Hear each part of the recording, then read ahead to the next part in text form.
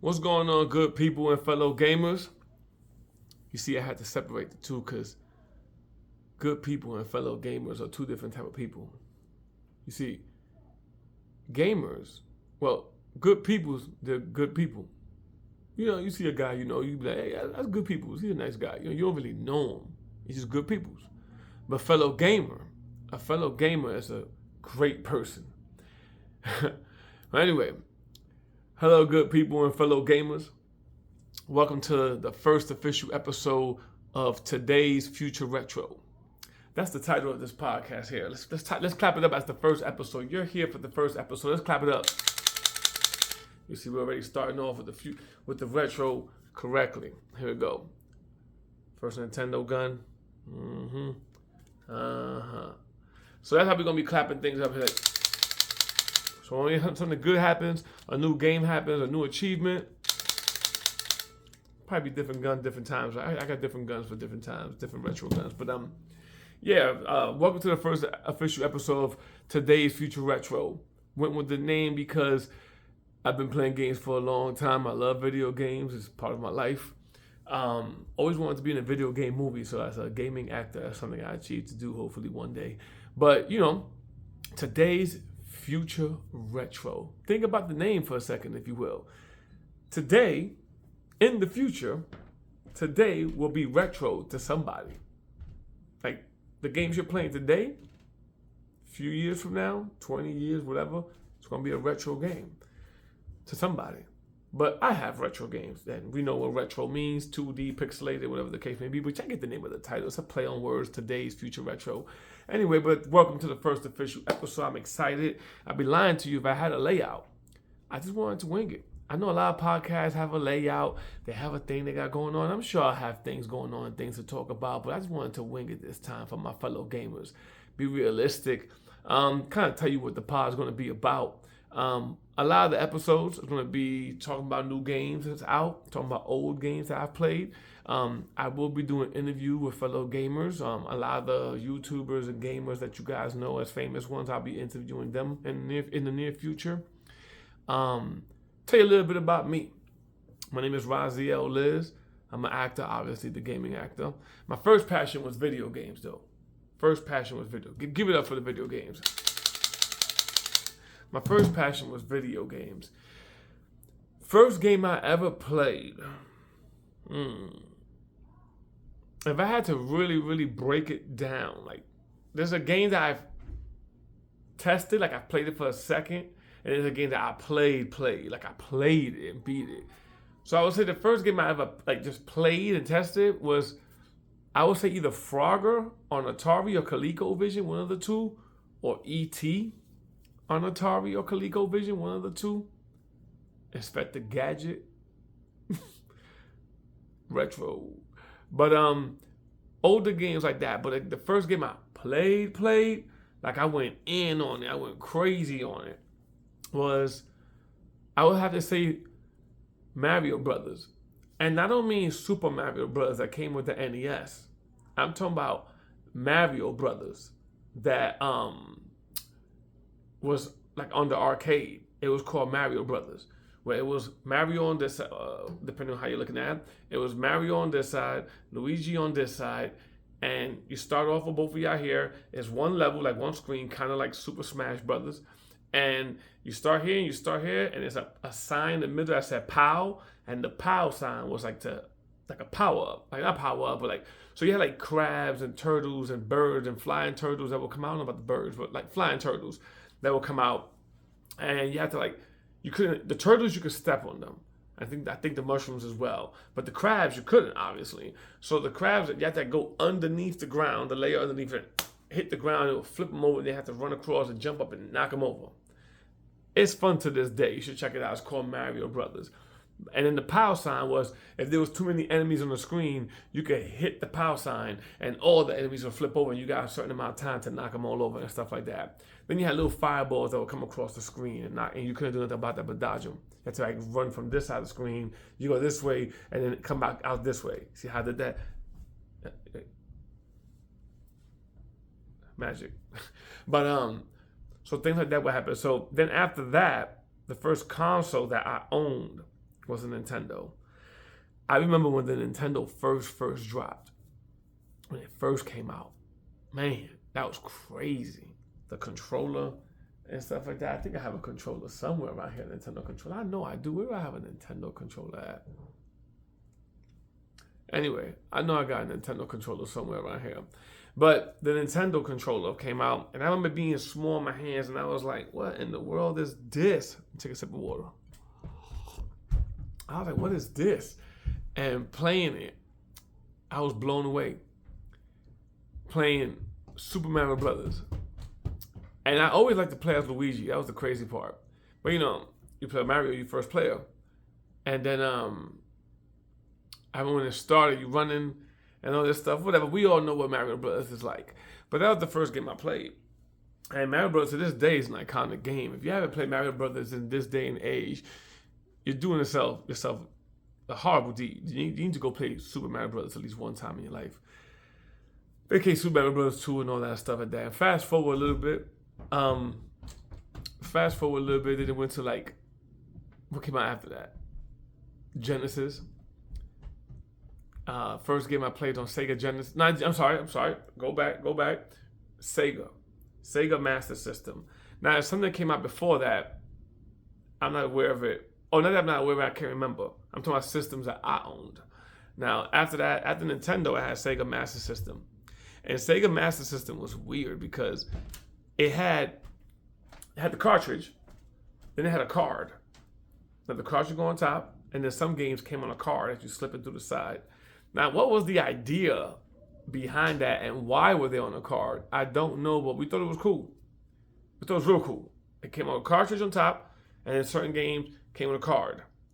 There was a game that I liked. It wasn't R-Type, but it was an R-Type game that was on a card. I wish I could remember the name of this game. It's like on the tip of my tongue. I can see the game, but I can't see the name.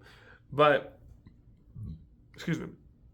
Yeah, games came a long way. And like I said, here on today's Future Retro, just want to talk with y'all. Talk with the gamers, talk with the gaming community, what's new, what's going on. But yeah, so I was a gamer first. After gaming, I moved on to, what was my next passion after gaming? I would say drawing. Yeah. I used to draw a lot. I used to draw trash too. It was garbage. Then one day the trash drawings, I was at a school, and I remember seeing this group of kids, one named Caesar, one named Jesus. And Jesus and Caesar could draw. And me being cocky, I was like, I can't draw better than me. Boom, boom, boom, boom, boom. And you know, everybody think they're the best until they actually have somebody to compete with. If all you're doing is drawing by yourself and never comparing your drawings to somebody else's, or if you're a gamer and you never game against somebody, you play basketball, you never played against nobody, you never know how good you actually are, you know? So, I started drawing. And at the time, I was drawing Double Dragon. So I was like, I'm going to draw Double Dragon. So I'm drawing Double Dragon. My characters look like trash. They had these flat heads with a long front. I don't even know why I got the idea from it. It was like these sideways oval shape, like this microphone, but picture it sideways. That was the face. Like it was like from a side view. And then they had these, all my characters like this, like they bubble for arms. Like it was like two bubbles. That was supposed to be the shoulder, and then another bubble for the bicep, and then the arm, the forearm, and the wrist and the hand. And then just these box square bodies like on some Minecraft joint. And, yo, that was hilarious. That was hilarious. So, I'm drawing it, and then Jesus draws something. And he draws like this girl's face. I mean, he draws like a character. I'm lying. Hey, Caesar drew the face. He draws like a character, and it looked nice. And I was like, that might be better than mine. I actually think that's better than mine. But that wasn't stressing, you know? I was like, all right, whatever. But then I looked over at Caesar's, and Caesar drew a woman's face. But he was like the AI back then. He was like an AI person. Like he drew this woman's face, and it looked like a real woman. And I was like, And everybody's like, whoa, man, you drew that. And I'm looking at paper, leaning over and crumbling mine. I'm crumbling mine as I look at his, and I throw it behind me. And I'm like, man, that looks nice. And everybody was like, what you drew? And I was like, man, my arms hurting. Like, I don't got the right pencil. So I got this pencil. I was making up all these excuses, BS excuses on why I didn't draw something. But I did. It's just that when I saw that drawing, I was like, I can't draw. But the crazy part is that after I saw Caesars, I learned how to draw. I upped the ante. I was like, wait a minute. This guy's drawing some fire. So I was like, bet I need to draw some fire too. So anyway, I learned how to draw due to watching somebody else smoke my drawing. And then me and him became cool. And he showed me how to draw, and I started drawing all types of characters, Marvel characters, real life people, the whole thing. There was another kid, it's funny, his name just came to my head. There's another kid named Francisco who could draw. And Francisco drew something nice too. So anyway, I was surrounded by all these people that could draw. And I thought I was the man. But I wasn't. I really wasn't. So anyway, fast forward, I learned how to draw. I learned how to draw really good. I still could draw. One of my favorite things to draw was Wolverine, Sonic the Hedgehog, Ninja Turtles, Thundercat characters. I used to like to draw a lot. Anyway, from drawing, I discovered hip hop. And then everything I left behind. Not the games though, but music, like the drawing. I was like, I don't want to draw no more. I'm a rap. And I started rapping after my brother passed. My brother used to listen to music a lot. He's listened to everything from Shabba Ranks to hip hop, LL Cool J, Big Daddy Kane, Kool Moe Dee, Bitch Marquis, Slick Rick, all of it. All the way to Shabba Ranks, Buju Banton, Salt and Pepper, MC Hammer, Vanilla Ice, everything. And I didn't like music. Actually, fun fact, I hated music so much, and I started hating it even more because, the Nintendo system, you put the cartridge in like this.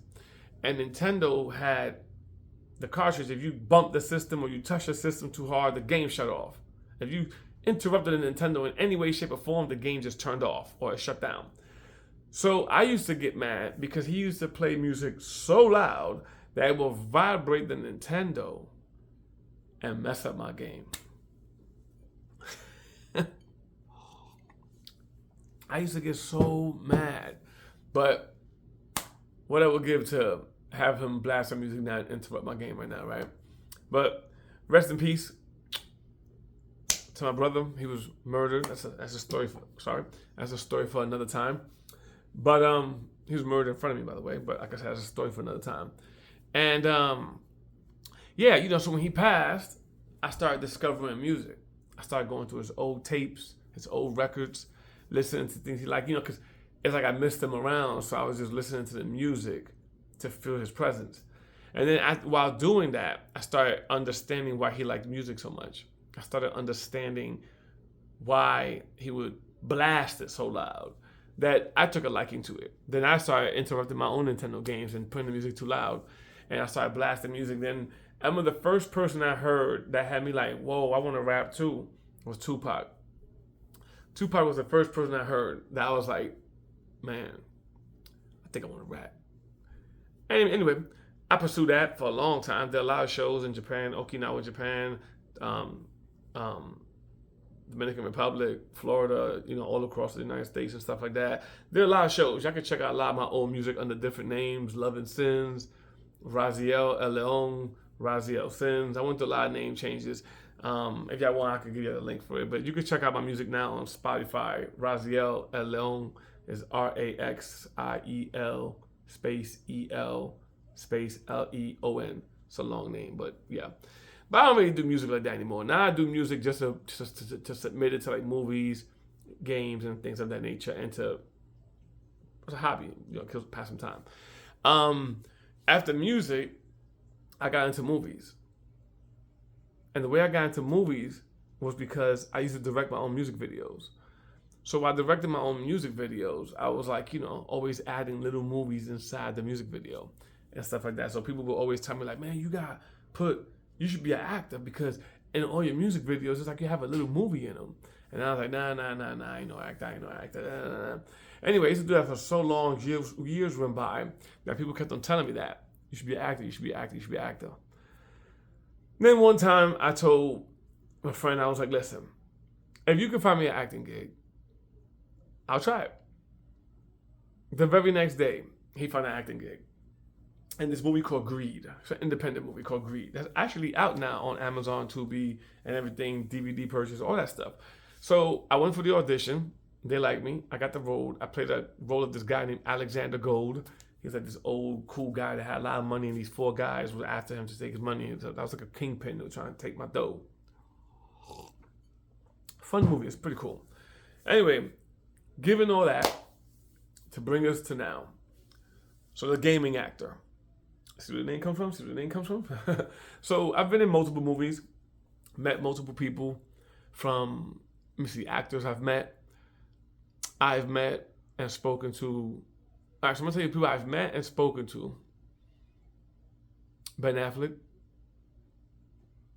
Antonio Banderas.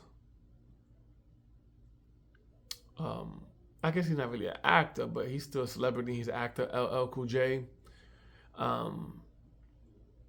I've been in the same room with Denzel Washington, but never had the opportunity to talk to him.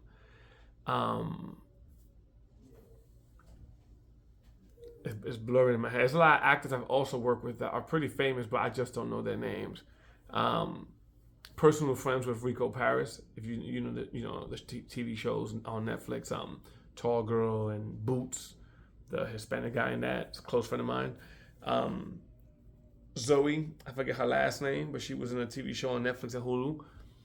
Anyway, a few actors. That's crazy. I can't think of a lot of their names, but I met so many famous people, been to so many events, that when things slow down, I'm at home hanging out, and I'm not doing the acting thing, I'm not doing the music at the moment, I ain't gonna lie to you, I'm usually behind the console, or the PC, whatever the case is. Gaming, my first passion. So I take you through that whole trip through memory lane to kind of give context to why I call myself the gaming actor. And you can check out a lot of movies I've been in. You can go to IMDb and check out my movies, type in Raxiel Liz, you'll see all the movies come up. But I've been on movies from Mistakes and Monsters, streaming on Amazon and Tubi. Urban Flesh Eater, streaming on Tubi now. Annihilation of Man, streaming on Amazon, Tubi, and Apple TV. Greed. David Makes Man, which is streaming on HBO. A lot of movies. Also written books and things of that nature. Got a book called Shut the F Up and Love. It's a self-help book. It's like a punch in the face book. It's like a punch you in the face of reality self-help book. If you need a book that's crazy and gonna get you motivated, look up Shut the F Up and Love by Raxiel Liz. And also The Vampire Within is another self-help book through the metaphor of the better version of yourself is coming once you get bitten by the vampire the first time. But it's not about vampires. It is, but it's really about you becoming a better person through the metaphor of a vampire. It's a fun book. Then I also have kids' books called I Didn't Know My Daughter Was a Ninja and things of that nature. But all in all, here today to talk about today's Future Retro. Now, games have come a long way. Games now are so huge that it's a conglomerate, like the video game industry is huge. I mean, you got things like Grand Theft Auto 6 coming out that's gonna shut it down. You got games like Crimson Desert that came out. Wolverine is coming out. That's gonna be a big one. Right now, currently, I'm playing Helldivers 2, Space Marines, Silly Poly Beast, which I just finished beating recently. I beat Horizon 1 and the add-on. I'm in the middle of Horizon 2. Went through all the Uncharted games like 100 times. Games I love from back then. Let me see, retro games that I like from back then. Retro games. Ninja Gaiden. Now, if y'all haven't played Ninja Gaiden on Nintendo, when I say Ninja Gaiden's a hard game, Ninja Gaiden's a hard game. Ninja Gaiden on Nintendo is one of the hardest games to beat. But I beat part 1, part 2, and part 3. I'm a real gamer. Real gamer. But Ninja Gaiden 1, 2, and 3, Mega Man series. My personal favorite has always been Mega Man 2. Rockman, as they call him in Japan, Rockman. Mega Man 2 has always been my personal favorite. Mega Man X, the first one, I like too. Mega Man X2.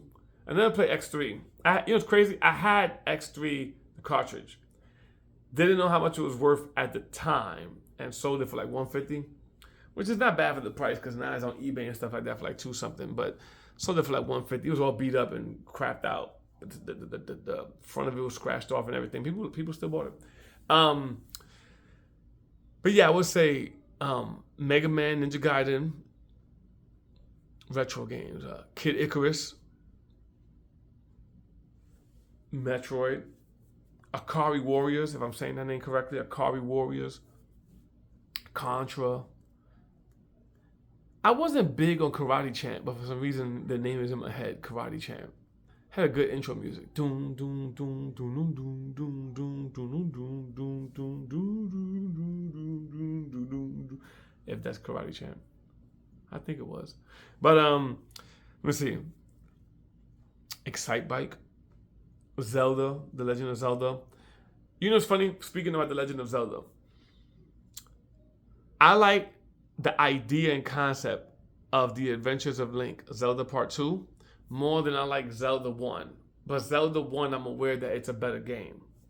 But The Adventures of Link is better for the time. Like, you know, it's a side scroller. And you had the shield and you could block. And it was like you was having actual sword fights and fencing. You had to like block with the sword, block with the shield and stab and get them. And you had to like have these fights with people. And you could like, jump in the air, stab and slide under them. That was good mechanics for a game at that time. I thought it was way better than Zelda, the first one. But Zelda, the first one, is a bigger and better game, in my opinion. I never beat The Adventures of Link. Now I think about it. Might have to go back and look at that. I beat Zelda 1, though. Then, let me see. My name. Oh, you know what? Castlevania games were awesome on the Nintendo. Sega games. I didn't really have too many Sega games that I could really remember as being amazing. You had Kid Nicky.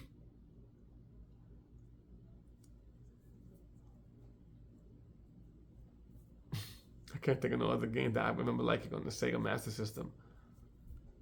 There wasn't really many on it, guys. When Sega came out, I was going hard with a Nintendo. And Sega wasn't really doing it for me to that. You know what game I played on Sega that I liked, which is super garbage now, but it was like a ripoff of Akari Warriors? Rambo. As crazy as that sounds. Rambo had a Sega game. Look it up. I got it on my page somewhere. Rambo had a Sega game. And it was fun because it was kind of like Akari Warriors, and it was like a top down, and you go up and you shooting and you shoot the blowing up arrows. But I like that game. I remember playing that. I liked it a lot. Genesis. Sega Genesis. I had a Sega Genesis and I got a Super Nintendo later on. But the Sega Genesis, I enjoyed the Spider-Man game. You know, who don't love Streets of Rage? Streets of Rage 1, 2, and 3 was amazing. Maximum Carnage. Altered Beast. Kid Chameleon. Kid Chameleon. Kid Chameleon was an awesome game. Can't really remember too many right now. But there's so many games, you know. You gotta give me some bail here, because you're talking to a person that's played almost all the games, seeing the evolution of gaming. And some people are like, I know some people are looking at this like, oh, it's an old head. It's do old head. Yo, whatever. It's a blessing to be this age and seeing so many things. You know what I mean? I've seen from ColecoVision to Atari, when arcades were arcades, you know, arcades were packed and everybody was in there and people was just spending quarters on quarters on quarters. You know, I've seen the evolution of Mortal Kombat. I've seen the evolution of Street Fighter, Ninja Gaiden, Contra. Mind you, these games I'm naming were on the arcade first. Then they came to Nintendo all watered down and stuff like that, you know? But then you got Super Nintendo, F-Zero, Link's Awakening. F-Zero was one of my personal favorites on the Super Nintendo. You know what game I like on Super Nintendo, and I also liked it on the Sega Genesis, even though there were two different games? X-Men Apocalypse on Super Nintendo was an amazing game. X-Men Apocalypse. Now, all these games I'm mentioning, yeah, if y'all haven't played them or seen them, you need to go check them out. But X-Men Apocalypse was an amazing game. And then on the Super Nintendo. And then on the Genesis, an amazing game was X-Men 2. I think it was called the Mutant Wars or the Mutant Saga, something like that, but it's called X-Men 2 on the Sega Genesis. X-Men 1, cool idea, garbage game. But X-Men 2, amazing game. You couldn't tell me nothing. If I play with Wolverine, Psylocke, or Gambit, couldn't tell me nothing. But X-Men Apocalypse on the Super Nintendo was graphically better, but not harder. The one on Super Nintendo was easy, kind of, but the one on Sega Genesis was a hard game, but it was just cool. It was dark. It was greedy. Fast-paced, too. And everybody did special moves. The one on Super Nintendo, everybody did special moves, too, but it felt like no matter who you picked, you could just go through the whole game. It felt like a Ninja Turtle beat-em-up type thing, but not as good as Ninja Turtles, but still was good. Ninja Turtles, another game down all systems. The only system Ninja Turtles to me wasn't good, and it wasn't bad, it just wasn't good, was Nintendo. I would say almost every Ninja Turtle game that came out after Nintendo was good. Man, that Ninja Turtle game, the water stage, let me stop right there. To this day, any game with a water stage can kiss my ass. Man, I hate water stages or water levels. I hate on Ninja Turtles. I hate on Mario Brothers, Super Mario Brothers. I hate it on Ocarina of Time. That stupid water level with the metal boots and the blue suit to breathe underwater and all that stuff. I hated that level, that underwater labyrinth. I remember playing that level and saying to myself, if this level don't end soon, I'm not going to beat this game. I don't like it. I hate it. I was not having a good time doing that. Excuse me. You know what's another good game? Another retro game? Battletoads and Double Dragon. Battletoads, Double Dragon. Double Dragon is its own game. Battletoads is its own game. But Battletoads, Double Dragon, that was a good game. But yeah, games have come a long way. Personal favorite on the PS1, Tomb Raider, Metal Gear Solid. Yo, y'all can't tell me nothing with Metal Gear Solid when I think his name is Psycho Mantis. The Psycho Mantis was like, oh, I see you like to play certain games. And he started naming all the Konami games. I was playing it, and he was like, oh, you like Symphony of the Night? Okay. And you did this and you did that, but you missed this. And I was like, yo, what? How he know that? What's going on here? Then to trick him, I didn't even know how I found this out. So check this out. If y'all never played Metal Gear Solid on PlayStation 1, there was this level on it where you fight this guy named Psycho Mantis. And every time you try to hit him, he would beat you up. He was throwing books. He was flying around. Every time you try to hit him, you couldn't. And I'm dying trying to fight this guy. And I'm like, how do I effing beat this dude, man? Like, what the? I was losing my mind playing this dude. I don't know how I found out, but what you had to do to beat him was you unplug your controller, because it wasn't wireless. You unplug the controller from the first player port, and you plug it into the second player port. And when you did that, Psycho Mantis just didn't know what you was doing. He was confused because he couldn't read your moves. So with that being said, he was still throwing things and fighting at you, but it was a fair fight now. He couldn't predict your moves no more. So then you could just go in there and beat him up. But when it was connected to the first port, you couldn't hit him at all. You shoot him, he dodge it. You try to punch him or do something, he dodge it. Everything, he hits you and you wind up dying. But that was crazy. Games back then had you more in ooh and ah than they do now. And they took their time with games back then. I mean, you got games like Final Fantasy, That's another good one. Metal Gear Solid, Tomb Raider. Those games felt epic. They felt big. They felt huge. Games now, they do feel that big, but there's so many that they get pumped out so fast that for every like 3 or 4 games you play, like every 5th one is like monumental. It's amazing. But there's so many games out that are not that great, and you gotta cipher through them and really do your homework. Thank God for YouTube, because we get to like shuffle through these games and see what game will be good, what game will be bad, what game will be trash, whatever the case may be, before you actually commit, you know? But then you have PS2. It was crazy, because if I see the games, I remember them. But there was so many games that I'm thinking about PS2. What game I liked on the PS2? I can't even remember what game I liked on the PS2. I'm sure there was a Tomb Raider series. You know what game was horrible? I don't even know how I liked it, but I liked it back then. It was on PS1. Fighting Force. Fighting Force. Man. That game was trash. But I used to play it for some reason. I beat it. And then Fighting Force 2 came out. And they effed that up, man. They made it a 1-player game and only 1 character. Like, who idea was that? Fighting Force had 4 characters, I think. 1 skinny guy that looked like Axel from Streets of Rage, 2 girls, and a big diesel dude. Then they all disappeared in part 2, and it was just the Axel looking dude. Stupid. Better game, stupid idea. Why they took everybody away, I don't know. Anyway, Fighting Force 2 was a good game, but lacked creativity. And Fighting Force 1 had the creativity, but lacked gameplay. But yeah, you know, I could rant on forever about this thing, and I appreciate if any of y'all even watching this long. I'll be here talking about games on a regular. I always wanted to have the podcast for video games, and like I said, I got so much gaming history, and I would love to talk to the gaming community and interview people from the gaming community. That was one of the main reasons I wanted to do this podcast, is to interview people.